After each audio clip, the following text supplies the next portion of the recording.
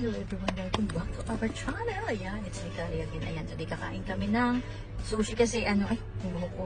Kasi, celebrate namin yung birthday ni Papa. Diba wala na nga si Papa. So kami na lang ng mga anak ko ang kakain kasi Father's Day din ngayon. Kasi birthday niya tsaka Father's Day is nagkasabay. Sabi, hi. Waiting pa kami, tingnan niyo yung itsura ko. Diba? Pag-gardos. Hintay tayo ng tawagin na yung time natin. Time natin talaga yun. Hindi kasi by yung number ata yun.